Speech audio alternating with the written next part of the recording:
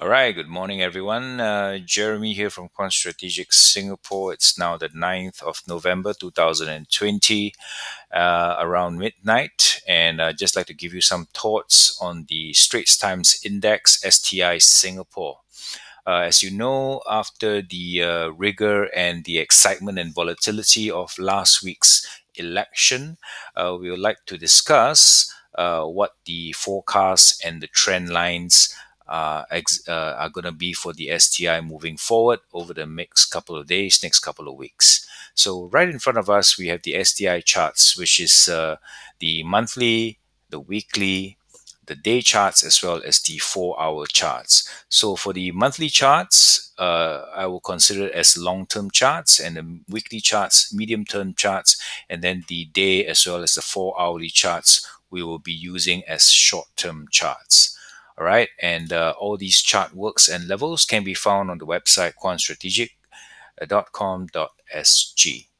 So let's start off with a perspective of the STI since 1993. Yes, 27 years worth of data. And you can see that the STI has been stuck sort of in a range. In fact, if you can see a cone that I've drawn, the STI has not really moved much. In terms of the past 10 years, is been very much stuck in the range somewhere between 3,700 till about 2,200 points. All right. And the STI has been trading in this range territory after the Lehman crash back in 2009. All right. More significantly, there was a short signal that was generated on the 1st of October 2018 on the long-term charts. That's right, that's 2 years back, short signal on the STI way before the pandemic. All right, and during the pandemic, we actually dropped to a low of at about 2,200 points, 2,400 points during the February pandemic drop, where there was panic selling, and that forms the lows for the moment for this year. All right. And the long term downtrend is still in force, and we do not expect any recovery unless price action is able to trade above the 2,920 level and price moving above the cloud line. For those of you who are not very sure of the Ichimoku cloud, essentially what it means is that once the price action is trading below the SSB cloud line within this particular cone region, it is on a downtrend. And if it's trading above the SSA line of the Ichimoku cloud, is on an uptrend. All right. So just as a recap, long term, we are on a downtrend, and that particular downtrend is still in force. Now we'll move on to the weekly charts, and on the weekly chart, you'll see more of the same. All right. So on the weekly chart, as you can see, we are still in a downtrend, of which a short signal was issued on the 5th of August 2019, almost a year plus short signal, and that has effectively still continued on.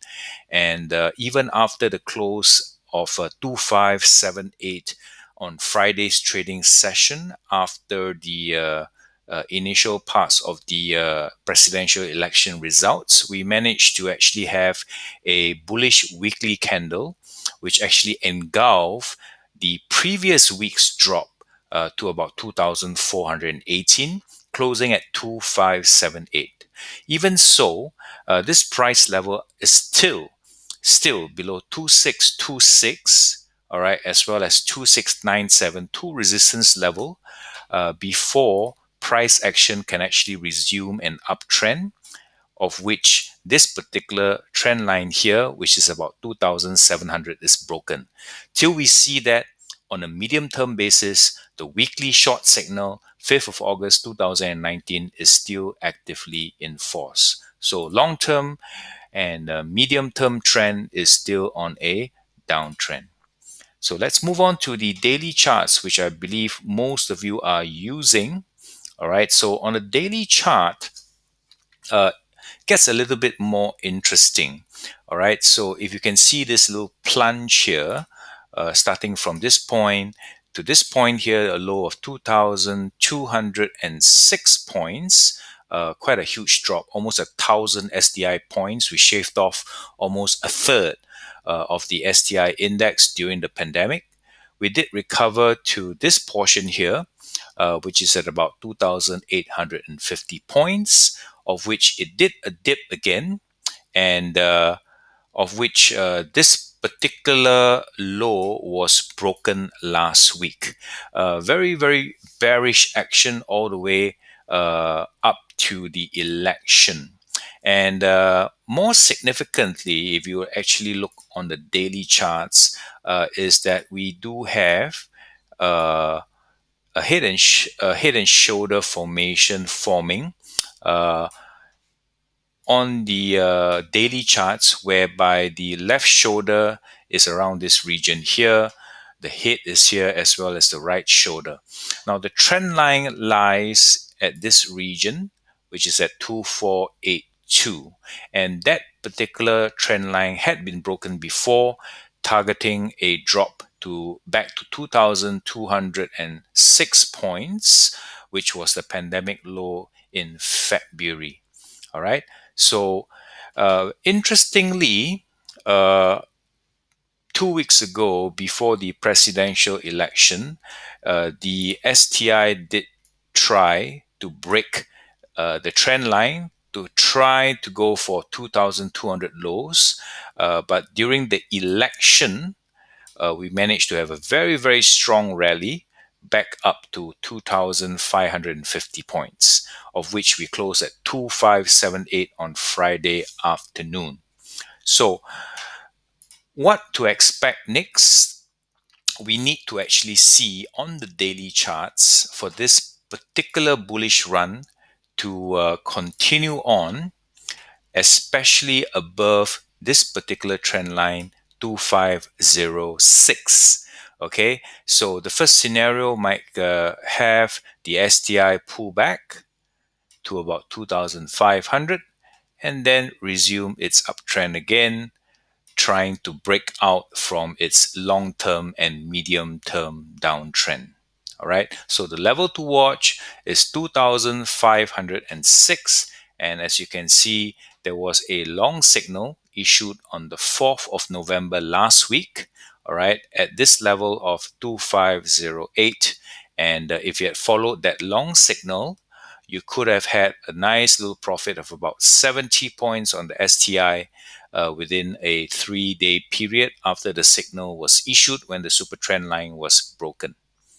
Now, to give you a little bit more clarity, I'm going to shift down to the 4-hourly charts, where the 4-hourly charts will actually tell you a action plan for you to take note of the critical levels to watch. All right, so on the 4-hourly charts, you can see that there was a nice long signal that was actually issued on the 3rd of November at 1 p.m.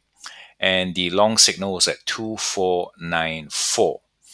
After the signal was issued, immediately we had that continuous rally up to 2521, and on Friday we actually gapped up and actually hit a high of 2591 and closed at 2578. Okay, so what is important to note that the daily chart as well as the 4-hourly chart is on a uptrend.